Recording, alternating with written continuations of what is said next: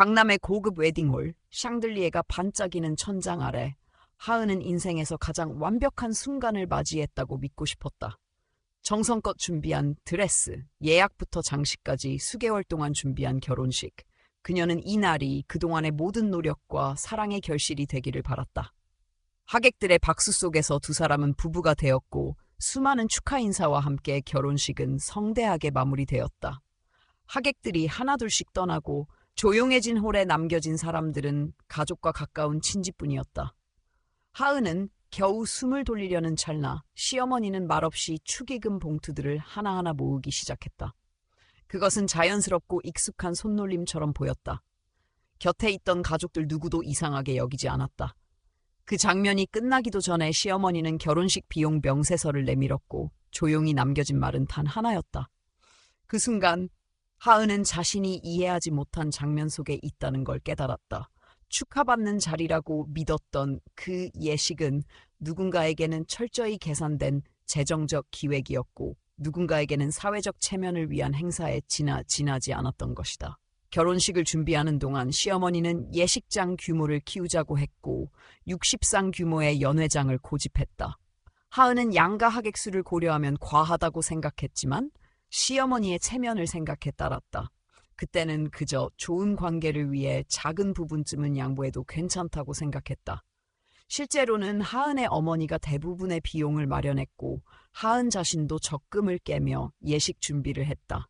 시댁에서는 예식 당일 비용 일부를 부담하기로 했지만 정작 당일에는 그 어떤 약속도 지켜지지 않았다. 시어머니는 봉투를 모두 챙기며 마치 당연한 일처럼 결혼식 전체 비용의 책임을 하은에게 떠넘겼다. 하은은 혼란스러웠다. 신부로서 누려야 할 존중은커녕 마치 외부인처럼 취급받고 있었다. 남편인 준호는 바로 옆에 있었지만 그 어떤 항의도 설명도 위로도 없었다. 그는 말없이 고개를 숙였고 마치 모든 상황을 알고 있었다는 듯 그저 가만히 있었다. 하은은 그 침묵이 말보다 더 잔인하다는 걸 알게 되었다. 사랑이라 믿었던 사람의 침묵은 이제부터 자신이 살아가야 할 결혼 생활의 방향을 말없이 예고하는 것 같았다. 신혼 첫날 밤 하은은 잠을 이루지 못한 채 멍하니 천장을 바라보았다. 이제 막 부부가 되었지만 마음 한구석은 깊은 의심으로 가득했다. 이 결혼이 정말 사랑의 연장선일까? 아니면 시댁의 기대와 체면 그리고 봉투로 상징되는 경제적 계산의 결과물일까? 그녀는 결혼이라는 단어가 더 이상 로맨틱하지 않다는 것을 느꼈다. 환상으로 포장된 의식 뒤에는 구조적인 위계, 보이지 않는 거래, 그리고 여성의 희생만이 자리하고 있었다. 그리고 자신은 그 구조 안에서 첫 번째 피해자가 된 듯한 기분이었다. 결혼식은 끝났지만 시작된 것은 낯선 현실이었다. 그리고 그 현실은 너무나 조용하고 너무나 확실하게 그녀의 마음을 무너뜨리고 있었다. 하은은 그날 밤 침묵 속에서 스스로에게 물었다. 내가 정말 원한 결혼이 이런 모습이었나? 이 결혼식은 과연 나를 위한 자리였나? 그 질문은 대답이 없었지만 분명한 한 가지를 남겼다. 지금 이 순간부터 자신을 지킬 사람은 오직 자기 자신뿐이라는 사실이었다. 결혼식이 끝난 다음 날 하은은 일찍 눈을 떴다. 머릿속은 아직도 어지러웠고 마음은 복잡했다. 전날 있었던 일이 꿈이었기를 바랐지만 눈을 뜨는 순간부터 모든 것이 현실이라는 사실이 명확해졌다. 시어머니는 아직 거실 소파에서 자고 있었고 옆에는 가득 찬 축의금 가방이 그대로 놓여 있었다. 그 모습을 보며 하은은 마음 깊숙이 굳어졌다. 이제 더 이상 참지 않기로 했다. 하은은 부엌에서 펜과 종이를 꺼내 들었다. 그리고 지난 몇 달 동안 결혼 준비를 하며 본인이 지불한 모든 항목을 적기 시작했다. 웨딩홀 예약금, 드레스 대여료, 스튜디오 계약금, 신부 메이크업, 하객 차량 렌트, 피로연 음식 예약금, 작은 장식 하나까지 모두 세세히 적었다. 날짜와 금액, 송금한 내역까지 정확하게 기록했다. 그녀는 이 순간이 단순한 계산 이상의 의미를 가진다는 것을 알고 있었다. 이건 정산이 아니라 존엄성에 대한 확인이었다. 처음부터 결혼 준비는 일방적이었다. 시어머니는 항상 말끝마다 우리 집은 체면이 중요하다고 말했다. 그렇게 해서 60상 규모의 연회장을 예약하게 되었다.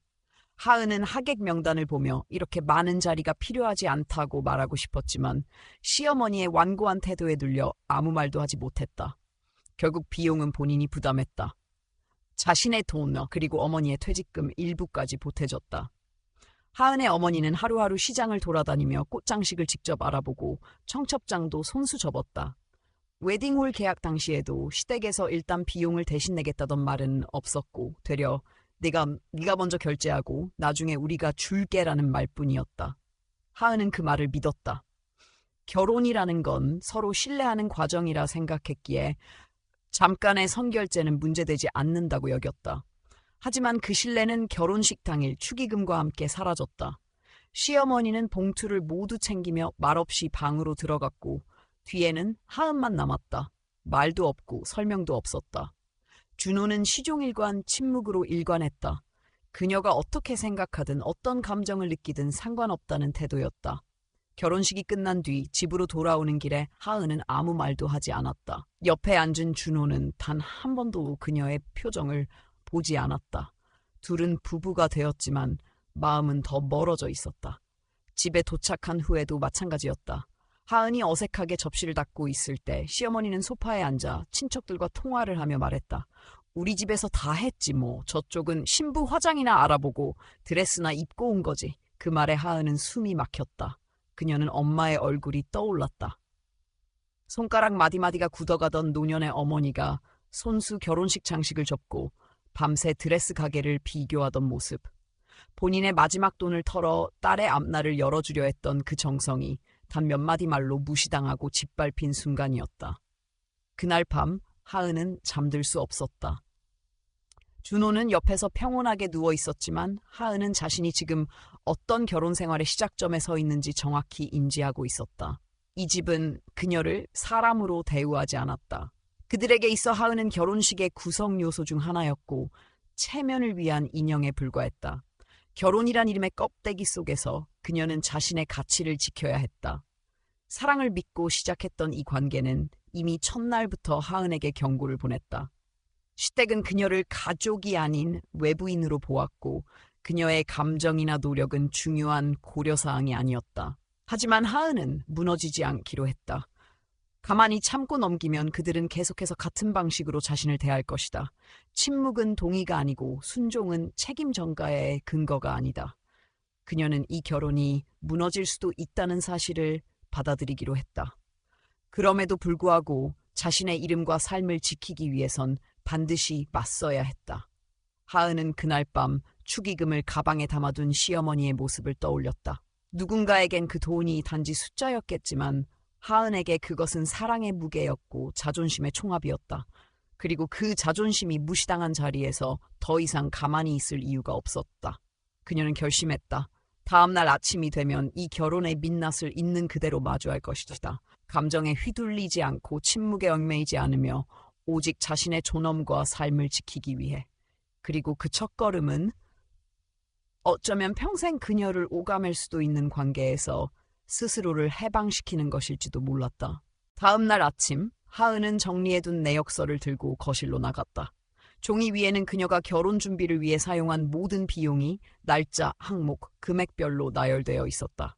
드레스 대여부터 웨딩홀 예약금, 스냅 촬영 계약서, 화관 제작비, 피로연 음식 시식비까지. 그녀는 단 한 줄도 빠뜨리지 않았다. 명확하게 기록된 내역은 마치 그녀가 겪은 모든 감정의 증거 같았다. 침묵의 집안에서 단단한 결심을 내비치는 유일한 소리였다. 시어머니는 봉투가 가득 든 가방 옆에서 늦잠을 자고 있었다. 하은은 그 장면을 바라보며 처음으로 아무런 감정 없이 생각했다. 더 이상 기대하지 않겠다고, 어떤 설명도 어떤 사과도 바라지 않겠다고.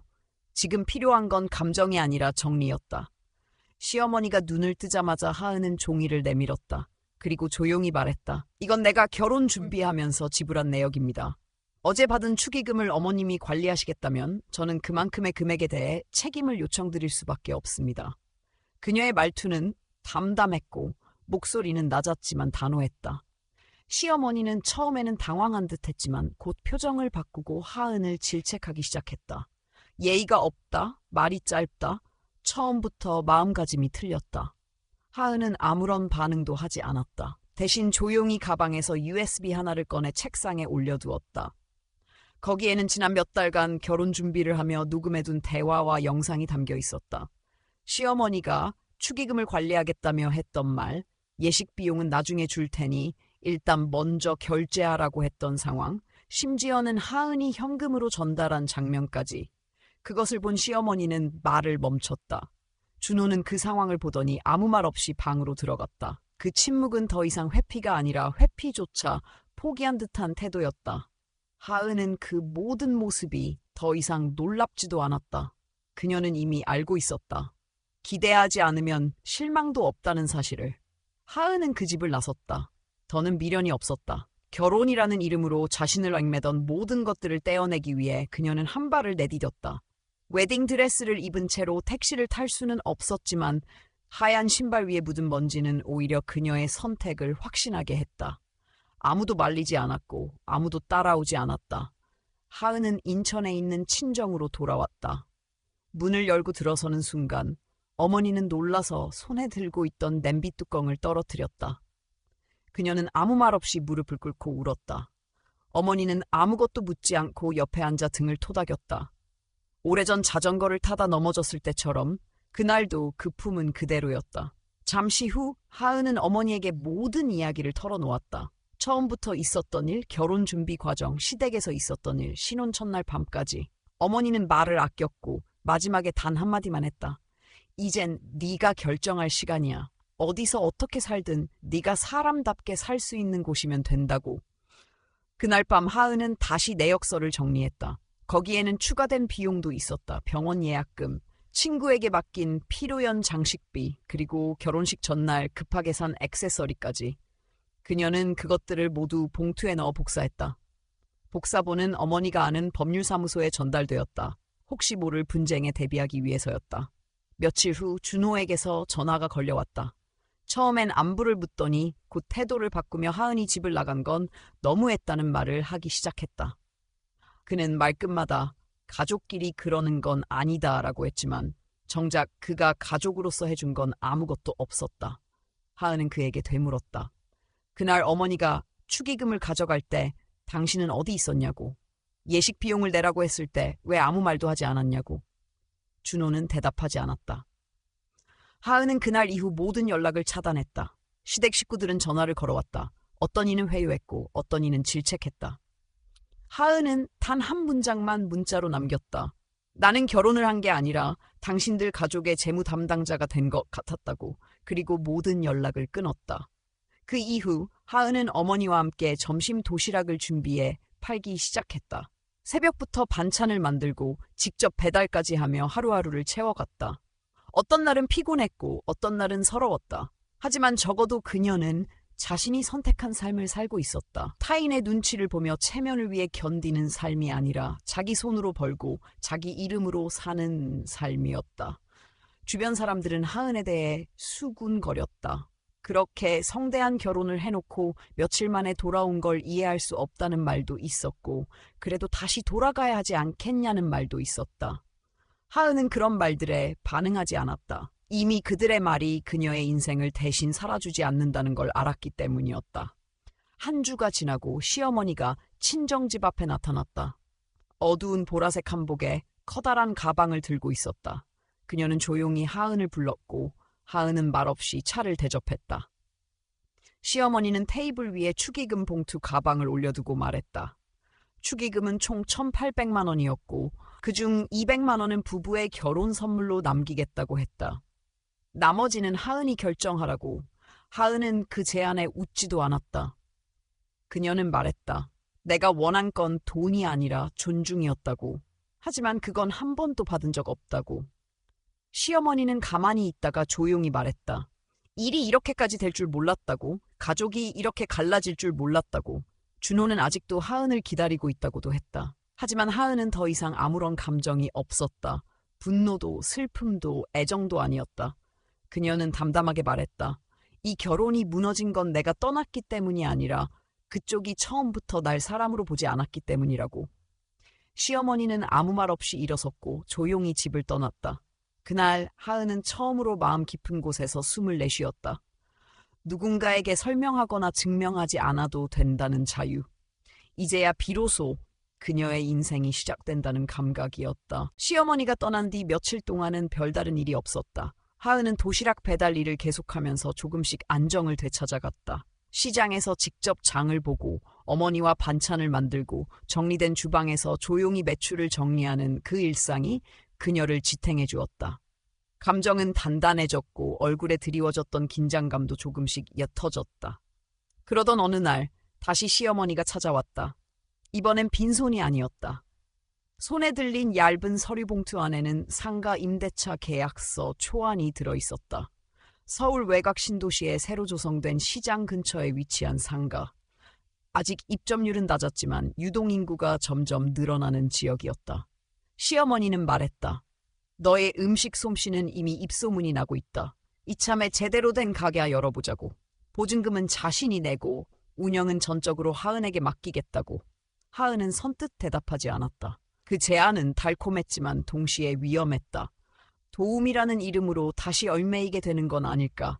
또다시 누군가의 기대나 통제에 놓이게 되는 건 아닐까? 하지만 시어머니의 태도는 전과 달랐다. 강요도 설득도 없었다. 단지 이렇게 말했다. 내 이름은 어디에도 넣지 않겠다. 돈을 빌려주는 것도 아니다. 너를 믿는다. 하은은 그 말을 곱씹으며 밤새 고민했다. 사업을 확장하려면 자본이 필요했고 현재의 주방 규모로는 더 이상 성장하기 어려웠다. 하지만 그녀는 돈보다 더 중요한 걸 지키고 싶었다. 바로 선택의 주도권. 어떤 도움도 그것을 빼앗아서는 안 된다고 생각했다. 며칠 후 하은은 시어머니에게 전화를 걸었다. 그리고 조건을 세웠다. 첫째, 계약은 법적으로 명확히 한다. 임대차 계약서를 작성하고 보증금은 무상 대여로 명시한다. 둘째, 가게 운영은 전적으로 본인의 결정으로 진행한다. 메뉴 선정, 직원 채용, 가격 책정까지 모두 관여하지 않는다. 셋째, 과거의 일에 대한 언급은 절대 하지 않는다. 누구도 언제도 어떤 자리에서도. 시어머니는 그 모든 조건에 고개를 끄덕였다. 심지어 말했다. 네가 그렇게 말해줘서 고맙다고. 나는 처음부터 누군가에게 제대로 인정받아 본 적이 없었다고. 계약서는 변호사를 통해 검토되었고 두 사람은 정식으로 도장을 찍었다. 하은은 다시는 가족이니까라는 말에 기대어 어떤 책임도 흐리지 않겠다고 다짐했다. 그렇게 새 가게의 문을 열게 되었다. 가게는 작지만 깔끔했다. 벽은 밝은 아이보리색으로 칠해졌고 주방은 하은이 직접 설계에 참여해 동선이 효율적으로 꾸며졌다.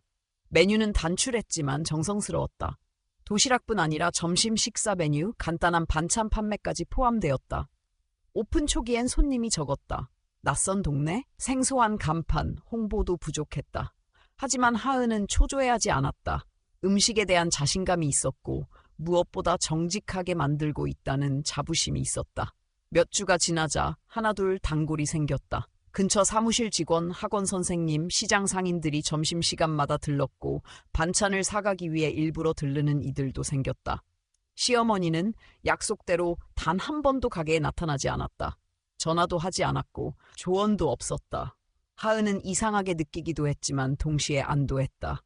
그녀는 처음으로 자기 이름으로 시작한 일에서 누구의 간섭도 받지 않고 있다는 사실에 깊은 위안을 느꼈다.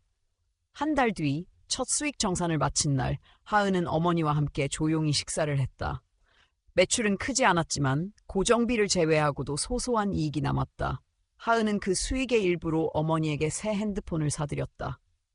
오래된 버튼폰을 쓰던 어머니는 말없이 미소만 지었다.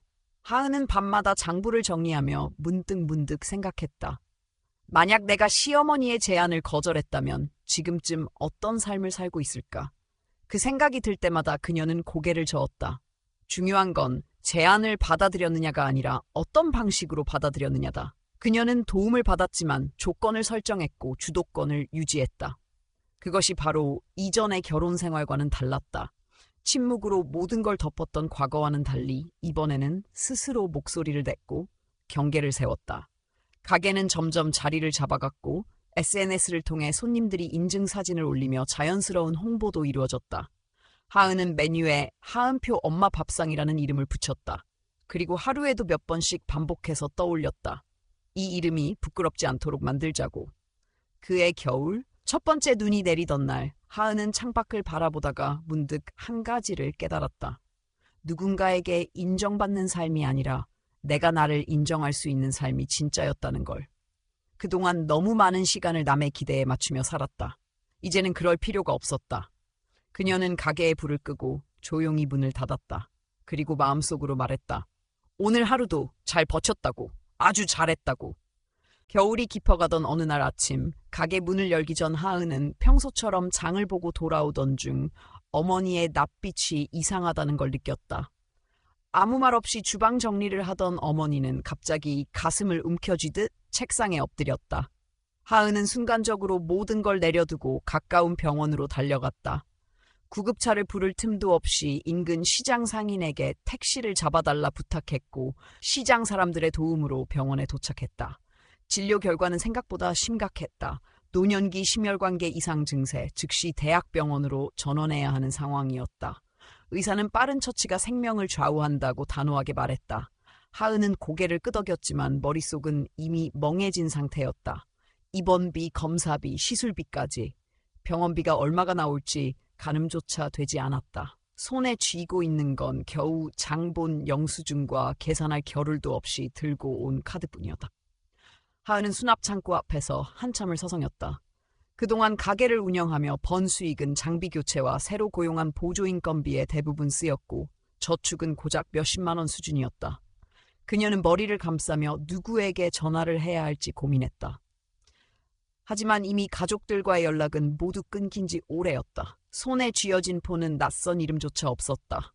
그때였다. 병원 대기실 한켠에서 익숙한 목소리가 들려왔다. 돌아보니 준호가 서 있었다.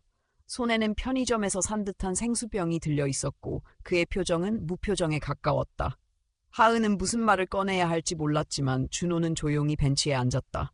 그리고 잠시 후 무언의 침묵 끝에 하얀 봉투 하나를 하은 옆에 놓고 말했다. 갚을 생각 안 해도 되니 어머니 치료 먼저 생각하라고. 하은은 그 봉투를 바라보다가 조용히 들고 수납 창구로 향했다. 어머니의 입원과 시술을 위한 기본 절차를 마친 뒤 그녀는 병실 밖 복도에 앉아 조용히 눈을 감았다. 마음 한구석이 무너지는 기분이었다. 준호를 다시 마주쳤다는 사실보다 그 도움을 받을 수밖에 없는 자신의 현실이 더 뼈아팠다. 어머니는 다행히 수술을 잘 마쳤고 중환자실에서 일반 병실로 옮겨졌다. 의사는 당분간 안정을 취해야 하며 무리한 활동은 절대 삼가야 한다고 강조했다. 하은은 병원에 머무르며 어머니 곁을 지켰다. 가게는 일시적으로 문을 닫았고 단골 손님들에게도 사정이 있어 잠시 쉬겠다고 메시지를 보냈다. 밤마다 어머니의 옆에 앉아있던 하은은 지난 몇 개월을 되돌아보았다. 식당을 열고 홀로 일하고 그 와중에 또 한 번 관계를 정리하고 살아남기 위해 버틴 날들. 그런데 지금은 정작 가장 중요한 사람을 위해 아무것도 하지 못하고 있다는 무력감이 그녀를 괴롭혔다. 며칠 후 하은은 병실 옆 작은 카페에서 노트북을 펼쳤다. 그리고 하나하나 문서를 정리하기 시작했다. 시댁과 나눈 대화, 결혼 준비 당시의 비용 증빙 자료, 계약서 사본들. 그녀는 다시는 이런 상황을 겪지 않기 위해 그리고 어떤 오해도 남기지 않기 위해 기록을 정리해두기로 했다. 그날 밤 하은은 조용히 핸드폰을 들어 준호에게 메시지를 보냈다. 도움에 대한 감사를 전하는 것도 오해를 푸는 것도 아니었다. 단지 이번에는 그녀가 스스로 정리할 차례라는 걸 말하고 싶었다. 며칠 후 하은은 준호와 시어머니를 병원 근처 카페로 불렀다. 분위기는 차분했고 세 사람은 마주 앉아 아무 말 없이 시간을 흘려보냈다. 하은은 준비해온 서류를 꺼내어 조용히 내밀었다. 그녀가 결혼을 준비하면서 어떤 지출을 했는지, 어떤 약속이 오갔는지, 그리고 그 약속들이 어떻게 지켜지지 않았는지를 조용히 설명했다. 시어머니는 처음엔 아무 말이 없었고 준호 역시 반박하지 않았다.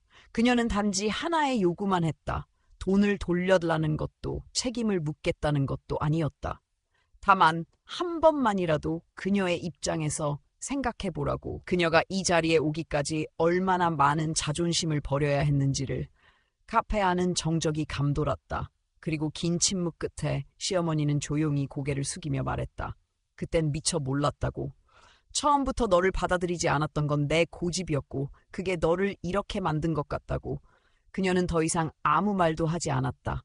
그 한마디면 충분했다. 하은은 자리를 털고 일어났다. 이제 남은 건 과거를 내려놓는 일이었다. 어떤 설명도 어떤 책임도 더는 원하지 않았다. 그녀는 어머니의 병실로 돌아가 창밖을 바라보며 조용히 말했다. 지금부터는 나를 위해 살아야 한다고, 더 이상 누구를 증명하기 위해 살지 않겠다고. 그리고 그렇게 또 하루가 저물어갔다. 며칠이 지나고 병원에서 어머니의 상태가 호전되었다는 소식이 들렸다. 하은은 간병인을 잠시 두고 가게로 돌아왔다. 문을 닫은 지 2주 가까이 되는 동안 쌓인 먼지를 정리하고 재료를 새로 구입하며 다시 일상으로 복귀하기 시작했다. 단골 손님들은 반가워했고 시장 사람들도 걱정했다며 반찬을 가져다 주었다. 일은 빠르게 정상 궤도로 돌아왔지만 마음 한편엔 계속 무언가가 남아 있었다. 그러던 어느 저녁 하은의 핸드폰으로 전화 한 통이 걸려왔다. 발신자는 예상하지 못한 사람이었다. 시댁의 사촌형이었다. 그는 조심스럽게 말문을 열었다. 다름 아니라 다음 주말에 가족 모임이 열리는데 하은도 참석해줬으면 좋겠다는 이야기였다. 이유는 밝히지 않았지만 말끝이 흐려졌고 단순한 식사가 아니라는 것은 명백했다. 하은은 전화를 끊고 오래도록 망설였다. 더 이상 그 집안의 누구와도 얼굴을 맞대고 싶지 않았지만 동시에 마음 한편에서 고개를 드는 불편한 감정도 무시할 수 없었다. 아직 남은 응어리 때문인지 혹은 어떤 결말이든 직접 내고 싶어서인지 결국 그녀는 모임에 나가기로 결심했다. 가족 모임은 서울 외곽의 한 중식당에서 열렸다. 하은이 도착했을 때 이미 20명 가까운 가족들이 자리에 앉아 있었다. 익숙한 얼굴도 있었고 낯선 사람도 있었다. 모두들 조용히 하은을 쳐다보았고 누군가는 고개를 끄덕였고 누군가는 눈을 피했다. 하은은 말없이 가장자리 자리에 앉았다. 식사가 시작되고 얼마 지나지 않아 시어머니가 자리에서 일어났다.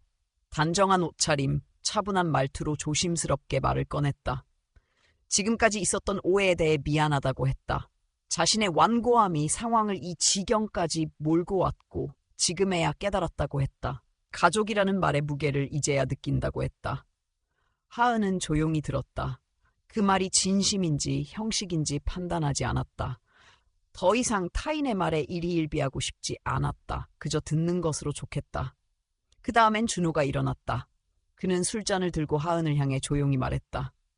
늦었지만 마음만은 항상 남아 있었다고. 잘하고 싶었지만 부족했고 그 부족함이 상처가 되었다는 걸 이제야 알았다고.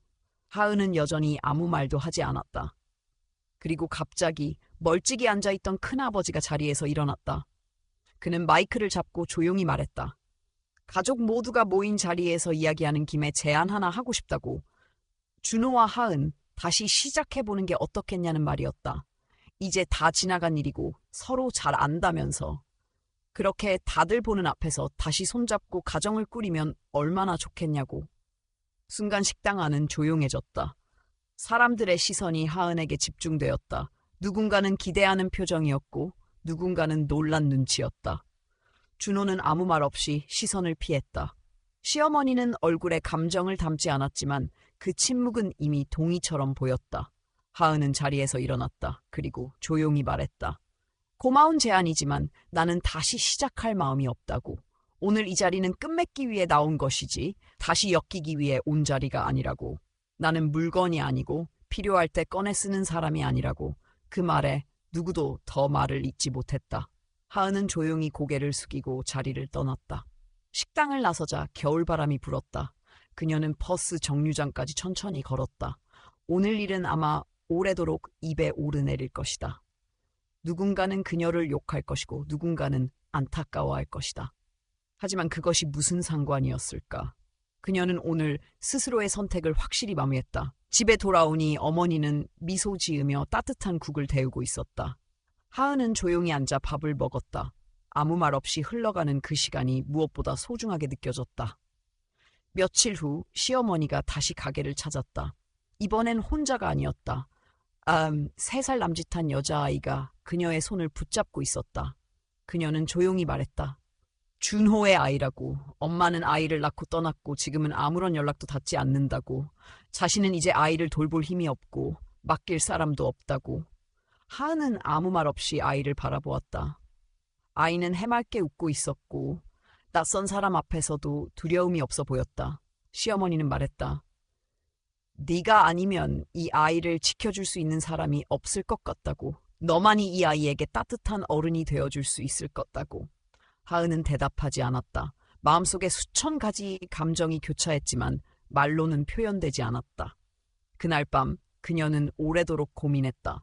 이 아이는 그 어떤 잘못도 없는 존재라는 사실만이 확실했다. 그리고 누군가는 이 아이의 편이 되어주어야 했다. 다음 날 아침 하은은 시어머니 집을 찾아갔다.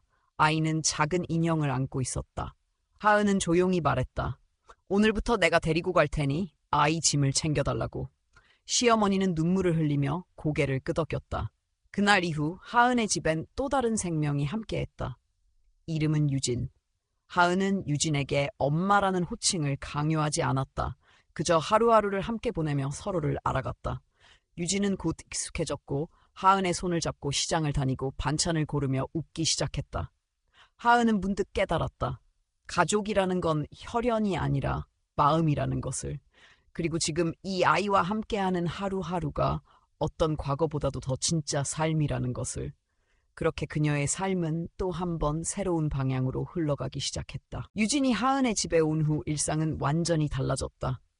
새벽부터 반찬을 준비하던 고요한 주방에는 이제 작고 높낮이 불균형한 목소리가 울려 퍼졌고 매장 오픈 전 짧은 정적의 시간은 장난감 찾느라 분주한 소란으로 바뀌었다. 하은은 놀라울 정도로 빠르게 새로운 생활에 적응해갔다.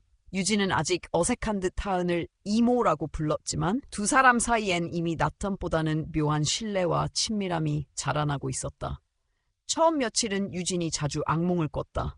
밤중에 울음을 터뜨리는 날도 있었고 이유 없이 떼를 쓰는 날도 있었다. 하은은 유진을 혼내기보다 기다렸다. 자신이 똑같이 외롭고 혼란스러웠던 시절을 기억했기에 아이의 감정에 경계심을 두지 않으려 했다.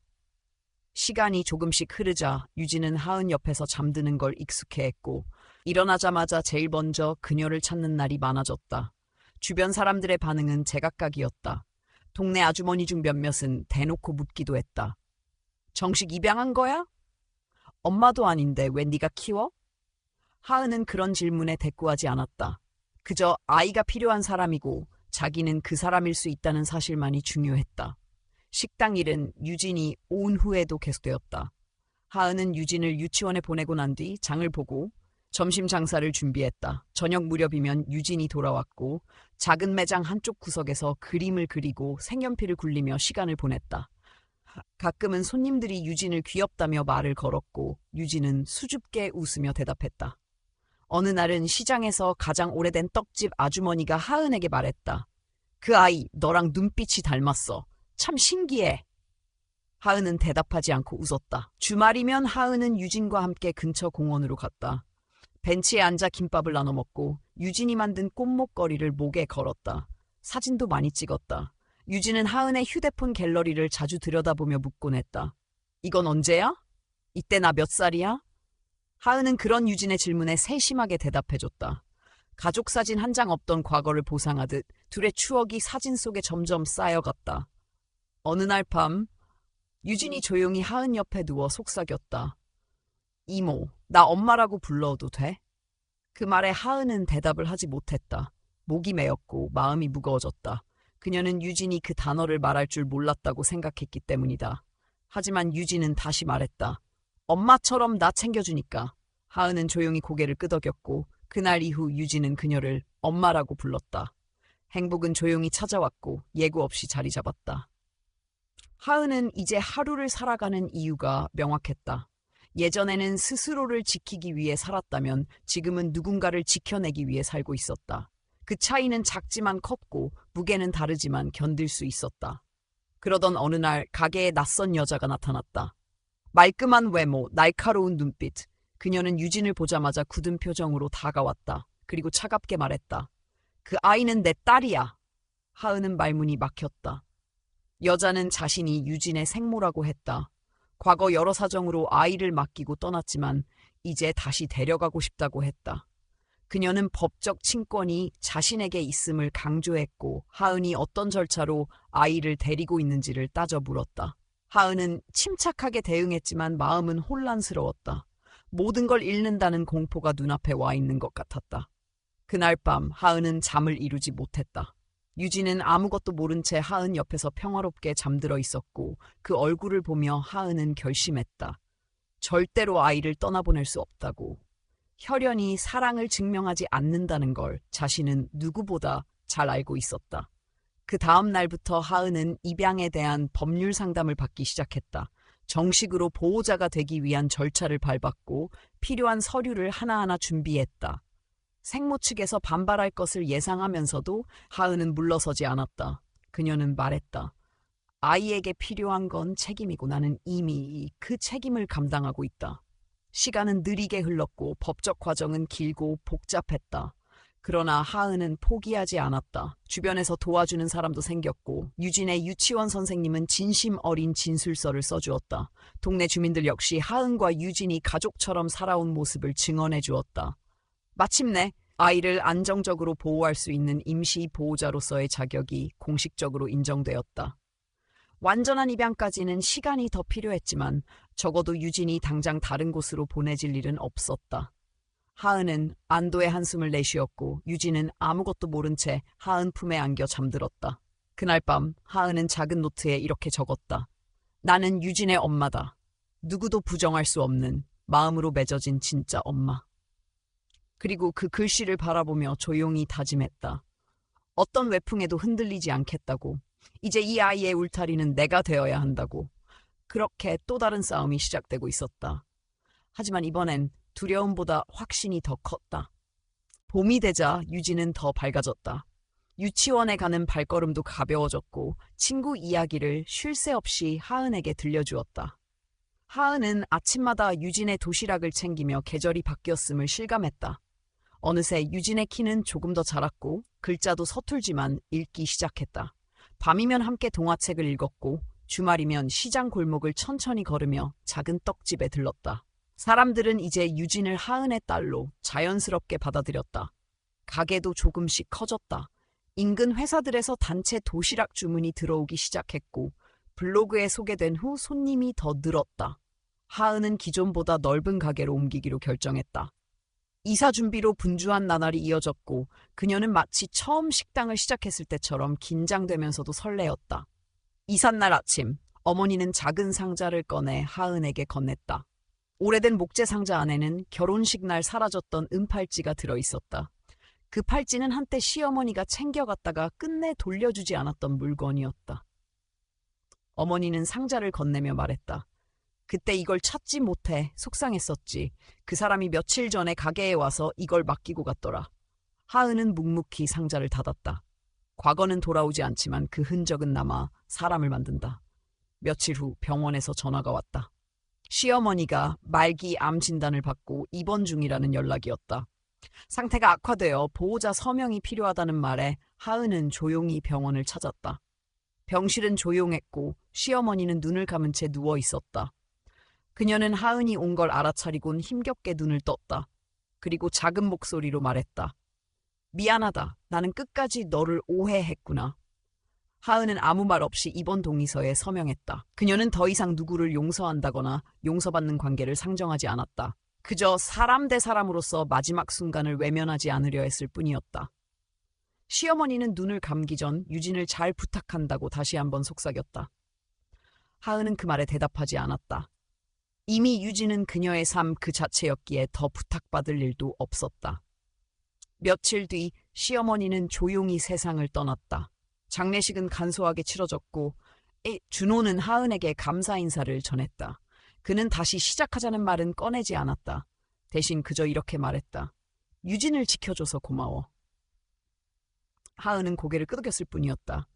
시간은 다시 흘렀고 새가게는 생각보다 빨리 자리를 잡았다. 하은은 여전히 새벽에 일어났고 여전히 손수장을 받고 여전히 매일 밥을 지었다.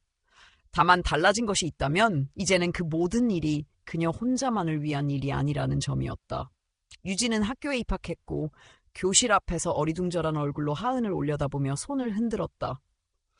봄 소풍 전날 밤 유진은 준비물을 챙기며 하은에게 그림 한 장을 건넸다. 그 안엔 네 식구가 손을 잡고 서 있었다. 유진, 하은, 외할머니, 그리고 조용히 웃고 있는 남자. 하은은 그림을 바라보며 물었다. 이건 누구야? 유진은 대답했다.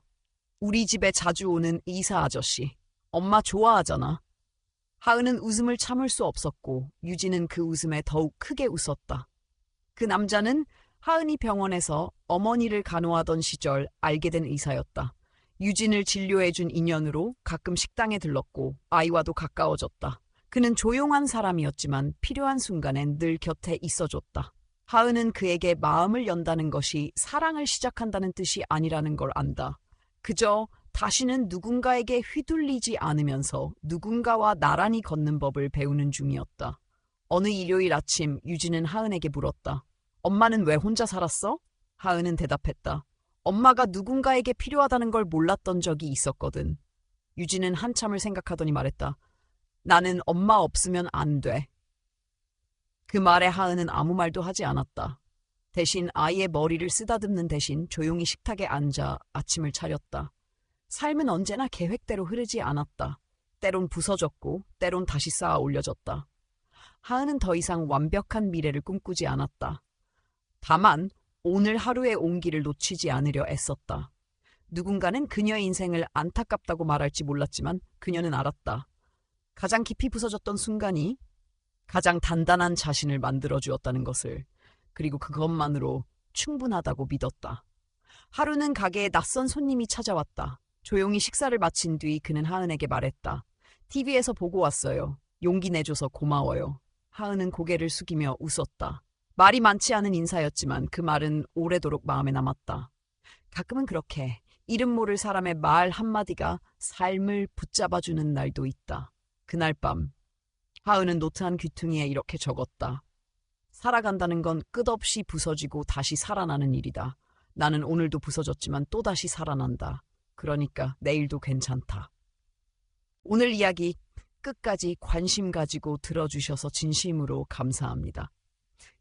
이 이야기는 단순한 개인의 경험을 넘어 우리가 살아가며 마주하는 관계의 본질과 상처 속에서도 다시 일어설 수 있는 인간의 강인함을 보여줍니다. 누군가에게는 아픈 기억일 수 있고 또 누군가에게는 지금 겪고 있는 현실일 수도 있습니다. 하지만 이 이야기를 통해 우리는 깨닫게 됩니다. 사랑은 피로 이어지는 것이 아니라 마음으로 이어지는 것이며 진정한 가족이란 함께 아파하고 함께 성장하는 사람들임을 말입니다. 무너졌던 자리에서 다시 일어선다는 것은 결코 쉬운 일이 아닙니다. 하지만 자신의 가치를 스스로 지켜내는 용기, 그리고 그 용기 위에 사랑을 다시 쌓아 올리는 사람들의 이야기는 늘 우리에게 희망을 줍니다. 여러분의 따뜻한 공감과 지지가 저희에게는 큰 힘이 됩니다. 저희 채널을 응원해주고 싶으시다면 아래에 있는 좋아요 버튼을 눌러주시고 이야기 속 느낀 점이나 나누고 싶은 생각을 댓글로 남겨주세요. 그리고 아직 구독하지 않으셨다면 구독 버튼을 눌러주시고 다음 이야기들도 함께 해주시면 감사하겠습니다. 여러분의 하루가 따뜻한 온기로 가득하길 바랍니다. 감사합니다.